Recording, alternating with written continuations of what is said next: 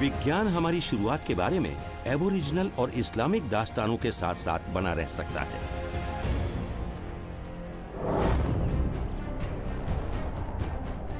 अब मेरी इच्छा विज्ञान और जूडाइयो क्रिश्चियन की दुनिया की शुरुआत की कहानी जानने की है।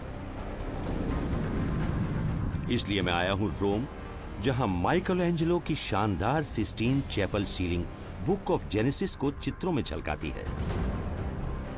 6 दिन में गॉड ने रोशनी बनाई, फिर सूरज, फिर चांद और फिर बनाया आदमी को।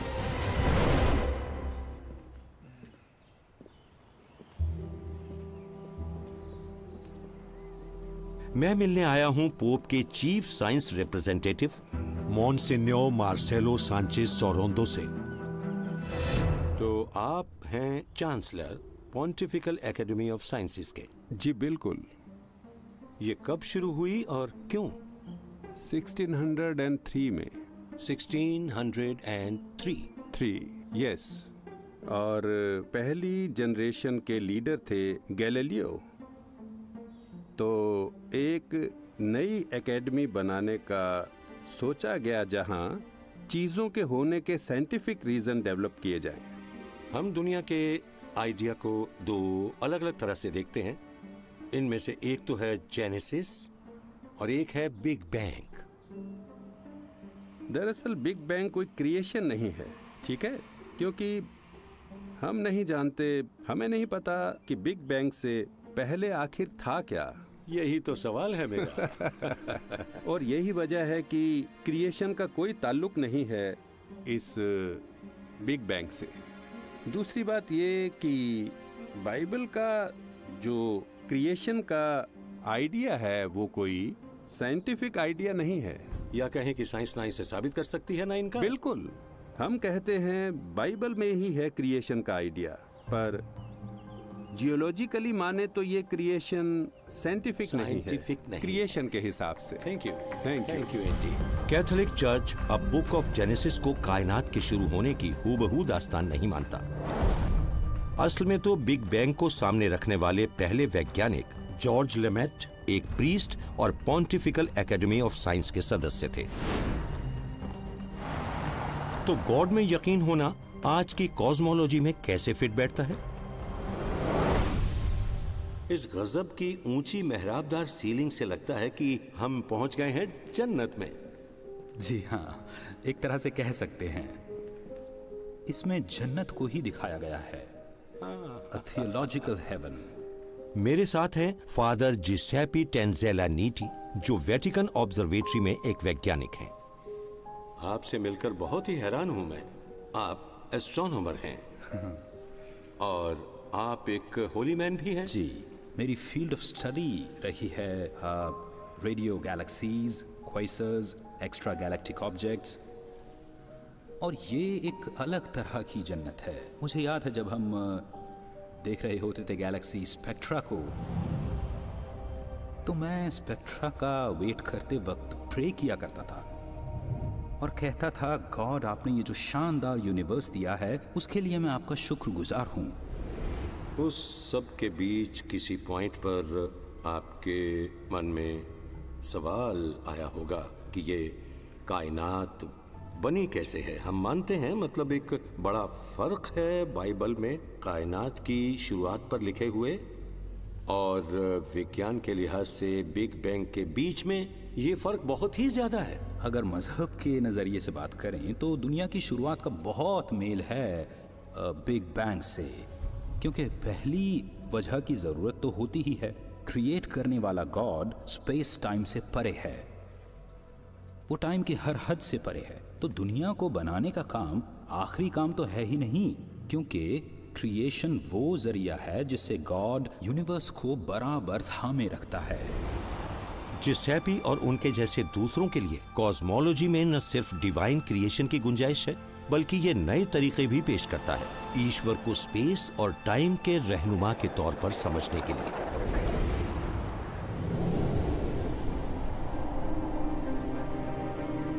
मुझे फादर जिसेपी की क्रिएशन के बराबर चलते रहने वाली बात अच्छी लगी कि ये बिग बैंग से ना तो शुरू हुई ना उससे खत्म होगी, कि ये तो ईश्वर की बराबर चल रही एक्टिविटी है जिसमें इवोल्यूशन भी शामिल है। मेरे ख्याल में वो कह ये रहे थे कि ईश्वर स्पेस और टाइम के कहीं बाहर नहीं है, ईश्वर ही है स्पेस और टाइम। क्रिएशन का सिलसिला लगातार चलते रहने वाली सोच नई मालूम देती है, मगर यह है नहीं। ग्वाटेमाला के घने रेन फॉरेस्ट में गुम हुए शहर प्राचीन माया की उन क्रिएशंस को उजागर करते हैं जिनका अंत नहीं है।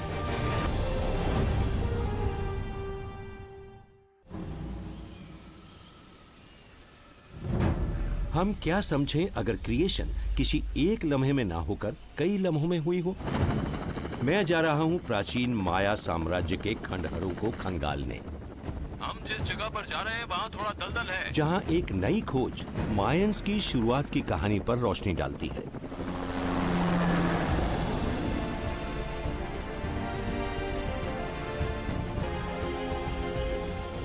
आज उत्तरी ग्वाटेमाला के घने जंगलों से कुछ ही सड़कें गुजरती हैं, मगर आर्कियोलॉजिस्ट रिचर्ड हैंसन बताते हैं कि 2000 साल पहले ये दुनिया के बहुत बड़े शहरों में से एक था। रिचर्ड मुझे वो चीज दिखाने ले जा रहे हैं जिसे उन्होंने हाल ही में खोद कर निकाला है। ओके, देखिए, ये अब तक की हमारी सबसे दिलचस्प खुदाई में से एक है। Oh my goodness! ये आर्ट है स्टको में तराशी गई क्राइस्ट से सैकड़ों साल पहले, और इसमें गजब के सीन्स हैं जो मायन रिलीजन से जुड़े तमाम देवताओं को दिखाते हैं। तो कहने का मतलब है कि ये यहाँ दुनिया की शुरुआत की असली कहानी है। ये माया लोगों की बाइबल है। ये माया की जेनेसिस की कहानी है, जिसमें कहानी बताने वाले सारे देवता मौजूद हैं। अच्छा, यकीन नहीं होता।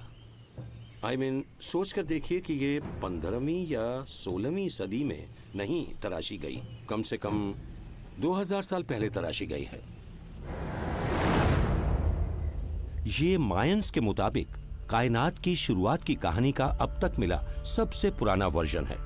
इसमें 2 तैराकों को एक कटा सिर ले जाते दिखाया गया है। ये सिर है यहाँ पर, जो बताता है कि ये कौन हो सकता है। हमारा मानना है ये है हुनापू, हीरो ट्विंस का फादर, जिससे कायनात के शुरू होने की प्रोसेस स्टार्ट होती है।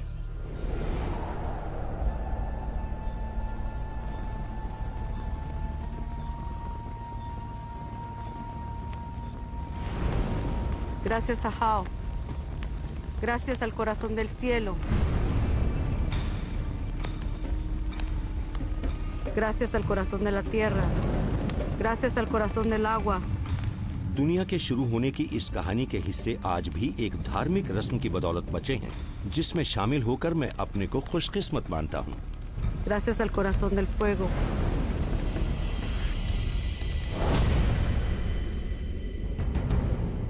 इस रस्म को अदा करते हुए कौन गॉड की गाथा याद की जाती है, जिन्हें धोखे से पाताल में ले जाकर उनका सिर काट दिया गया था।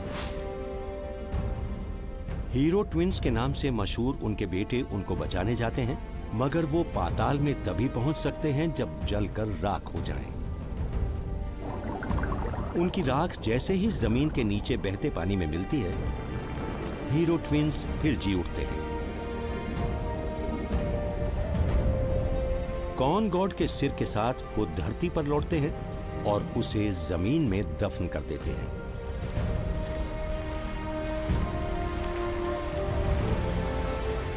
इसी कौन से शुरुआती माया लोग वजूद में आए। तो हीरो ट्विंस नदी में है। इसका जश्न मनाने के तौर पर ये लोग इसे सबको देंगे। इससे हम सब जैसे हीरो ट्विंस की कहानी का हिस्सा बन जाते हैं।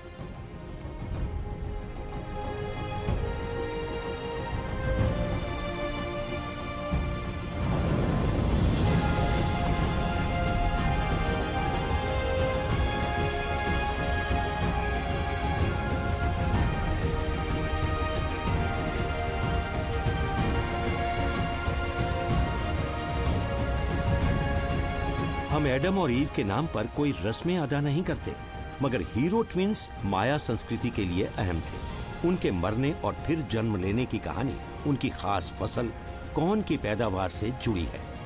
यानी क्रिएशन का वो काम जिसके आश्रय माया के लोग हर साल रहते थे।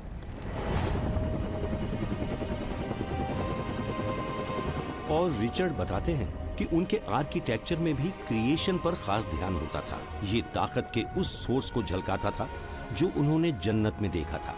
इसे दिखाने के लिए वो मुझे लेकर जाते हैं 65 किलोमीटर दूर टिकाल शहर के खंडहरों पर।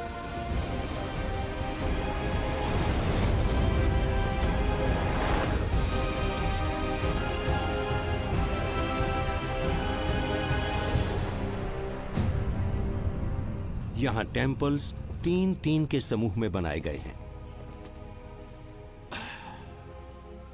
सो रिचर्ड, पता चल रहा है कि यहाँ एक पैटर्न है, मगर कुछ तो है जो मिसिंग है। क्या मिस कर रहा हूं मैं? एक पैटर्न तो है मॉर्गन, पक्का एक पैटर्न है यहाँ, और ये सदियों तक ऐसे ही रहा था। वहां पर एक बिल्डिंग है जिसकी सीढ़ी अंदर की तरफ है, दूसरी वहां पर है, उसकी भी सीढ़ी अंदर की तरफ। और तीसरी वाली? अरे ये क्या है? तीसरी वाली ठीक हमारे सामने है। वो है तीसरा स्ट्रक्चर। इसे हटा दिया गया है, अब वो नहीं है, मगर वो बिल्डिंग यहाँ ठीक सामने थी। वो इनके बराबर या इनसे ज्यादा ऊंची थी। ये बनाई गई थी 3 कोनों में 3 पत्थरों को दिखाने। रिचर्ड और दूसरे एक्सपर्ट्स मानते हैं कि पत्थर के टेम्पल्स का ये अरेंजमेंट कॉन्स्टेलेशन और आयन में सितारों की ट्रायंगल की नकल के तौर पर सोच समझकर किया गया था। 3 सितारों के बीच में है एक तेज रोशनी वाला नेब्यूला, अंतरिक्ष में सितारों से बना एक बादल। आज के माया लोगों से हमें पता चलता है कि एक सेलेस्टियल दिल होता है अंदर की तरफ, ओरायन के कॉन्स्टेलेशन में। आज भी माया लोग परंपरागत आग जलाने से पहले 3 कोनों में पत्थर रखते हैं। क्रिएशन की आग उनके बीच से निकलती है, वैसे ही जैसे ओरायन में 3 सितारों से निकलती है। आप बता रहे हैं कि मायंस को ये 3 सितारे, क्रिएशन की ये झलक मिली कॉन्स्टेलेशन ओरायन से। इससे तो लगता है कि उनकी नजर उसी पर थी। वो 3 बुनियादी सितारों के बारे में बहुत अच्छी तरह से जानते थे, इसीलिए माया लोगों ने उस पैटर्न की नकल बनाई 3 पत्थरों को दिखाते हुए इन 3 स्ट्रक्चर्स के साथ, और फिर उन्होंने इसे बार बार दोहराया। वो हमें जन्नत से जोड़ रहे हैं, सिंबल्स के सहारे हमें क्रिएशन दिखा रहे हैं।